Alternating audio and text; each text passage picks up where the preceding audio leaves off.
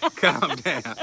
Okay. Calm down. Okay. Well, we're going to get back on some sort of a schedule, but I felt like it was important to come on just for a minute. I didn't post a lot on yesterday, September 11th, 20-year Yeah. anniversary of the terror attacks, just because it just, it feels like a day of reflection more so. So I did a couple of things, like where some of our leaders are or were yesterday, and all that kind of stuff, and a quick sort of remembrance, and of course, paying honor to those who lost their lives that day, and the families who live with it every day, and the people that Mm. were here at the Pentagon, and also in New York City, that survived that day, but with all the horrible memories, and just a nation. So I did a little bit of that, but I thought, it was important to come on and sort of reflect a little bit, and maybe share some thoughts. We're not live this week, but we'll definitely be reading your comments. So for me, I remember,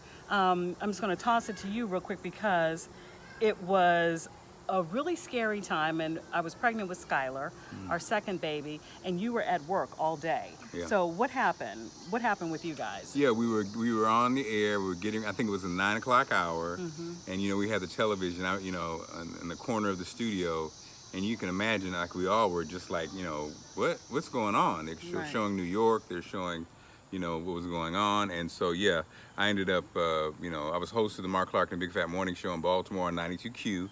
And I will say, as a broadcaster, it was that day I will never forget, because I really did feel like we were giving the play-by-play, and also informing our listeners, and also living it with our listeners, a moment that was just tragic, and it was scary, like you said, and then the whole day we were on, we did the morning show, but we were on until 6:30 that evening. In our area, obviously, was with the Pentagon.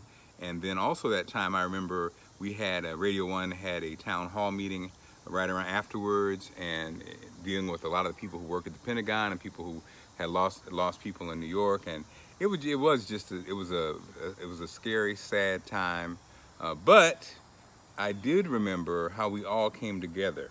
And it was interesting that, we came together as a country, as a community, as Americans, and it was an interesting feeling that it's like the polar opposite of, I think, when you look at our world after the Donald Trump presidency. So it's an interesting space. Yeah, and it's interesting because I do remember that. Like, I remember, so for me, let me just go back. For me, we were headed out on a story. It was in that 8 o'clock hour, and we had heard that there was some sort of an accident at one of the World Trade Center buildings. We're like, okay, that's weird, a plane into the building? Like, what's going on, Anyway, we were assigned our story. I was doing health at the time, so I was on the way to the hospital to do a health story. And then we were listening to the radio because it was very unusual. And then the second plane hit. And we were like, something isn't right. Something, excuse me, everybody. Something is wrong. And then we kind of get back to the station really quickly, because since I was pregnant, I think that I was kind of kept in house during those first sort of weeks, and doing stories in house. I was working overnight. You remember that? I worked overnight, and all of that. But then a little bit before that, when the Pentagon was hit, and we're like, this is in our backyard. Like, when you see it in New York, it's a different energy, because it's happening to us as Americans. You're not sure what's going on yet, but then it happens in your backyard. And I remember very distinctly being at the TV station. I was at Fox, of course, and our assignment editor, Kenny, a friend of ours, he stood up and he was like, who is protecting this building? Like, that was the thought. It was like, Yeah. it's coming. Like, this is the day. We don't know what it is, but we are being attacked, and that's how it felt, And so in the days after that, babe, hold this for a while, my arm. In the days after that, I did remember feeling like a unity, right? A little bit of a unity. Yeah. But I would be ignorant to not say that while it felt like there was a time of unity within, like, black and white, pretty much black and white. That is what I was thinking of, because that has been the whole thing for all these centuries, right? It did start to feel like brown people, specifically our Muslim, I'll just take it, our Muslim brothers and sisters were being looked at No, definitely. more suspiciously. And that there was, like how we talk a lot about the the uptick in Asian hate since the coronavirus. Yeah. It felt like that. So I just want to say, like, I'm not going to be like everything was fine, because I know that there were real concerns in the Muslim definitely. community. So, but with that being said, it did feel like, I remember when that first plane started flying again, and the pilot believe they waved an American flag out of the cockpit. And even when then President Bush stood there in New York and basically did a speech with the bullhorn with the fire chief, I remember that moment. And I remember feeling like we can get through this, because we as black people have bought into the hope of America and the resilience forever. That's the kicker. Like, people say, well, you're protesting or it's anti-American. No, it's very American. Oh, it's definitely American. Right? Very It's the American way to do things. If you don't like something, try to make a change.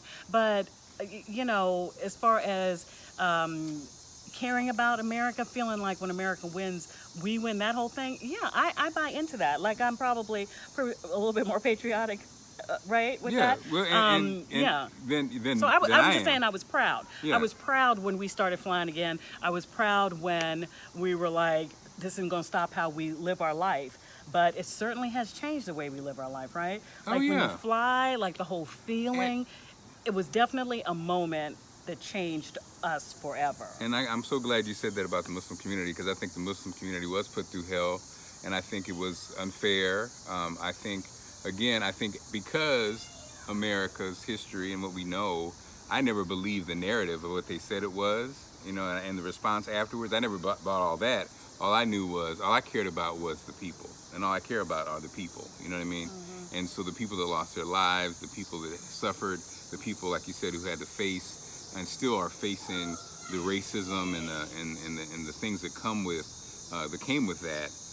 And then, like you said, just 20 years later. So 20 years later. So 20 years later, whatever that good feeling was, it's being challenged. Oh yeah, on a whole bunch of levels. It is being challenged, right? And so, maybe it's just when this somber anniversary comes up, it's always a time where it's just feels so sad, but maybe it's a time where we can hopefully try to think about how good that felt when we were united. Most of us, some of us, were united after that tragedy. And I'm just hoping that we can get there again, because it just feels like we sort of, drifted away. Well, I look at it probably a little bit differently. I think at the end of the day, I think we have to look at us as individuals. We have to look at ourselves. I think the system and the this and the that and the politics that people play, that's always going to be at play. But I think at the end of the day, we have to respect and love each other as human beings, as individuals, and always remember that. That never goes away. If you get caught up in what the narrative say, it's one thing, but I think that's just the day to day. You see somebody, you treat them with respect, you treat them with honor, and you treat them with love. That's all. I think that's what we should owe to each other every day. And absolutely. That's what I look. You know what I mean? Absolutely. And so I think that's how I look at it, because, like you said, it's back and forth that's going on now. It can be overwhelming if you get caught up in the group as opposed to us one-on-one. Right. As human beings. Right. So I guess at the end of the day, here's Ladybird. Ladybird has nothing to say about it. But at the end of the day, I feel like it's hard to believe it's been 20 years. It's hard to believe. It's incredible, but yes, our oldest is 20 years old, and she was 9 months old when this day happened 20 years ago, and I was pregnant with Skylar, and and I wrote on my social media, my thought was, what kind of world am I bringing these kids into? That was the thought. 20 years ago? Yeah. Wow. Oh yeah. What kind of world am I bringing these kids into? And if something happens to us, what happens to them? Sydney was in Williamsburg with my parents. They just happened to go away on they were retired, or Papa was still preaching, but he had his weekdays off.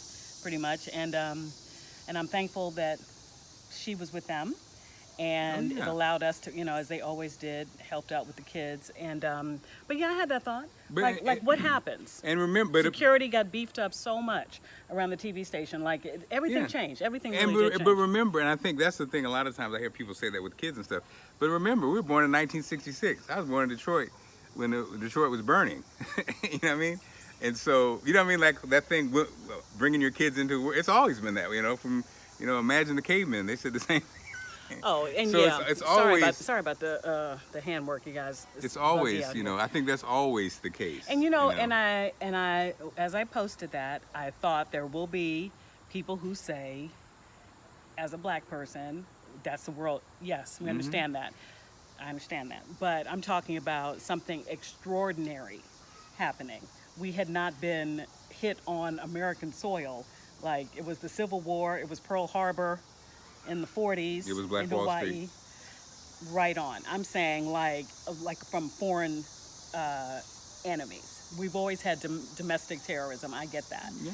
More than trust me, I get it. But what I'm saying is that didn't stop. Like, there was during the days of Jim Crow, there were thriving black communities, and people, yeah, you could say, like, why am I bringing my child into this? But there were ways that we survived and thrived and had communities, and despite horrible systemic racism on the books at that point. So trust me, babe, I get all of that. Yeah. What I'm saying is, like, I get that. Like, I grew up in that, you grew up in that, our parents grew up. Yeah. This was a new thing.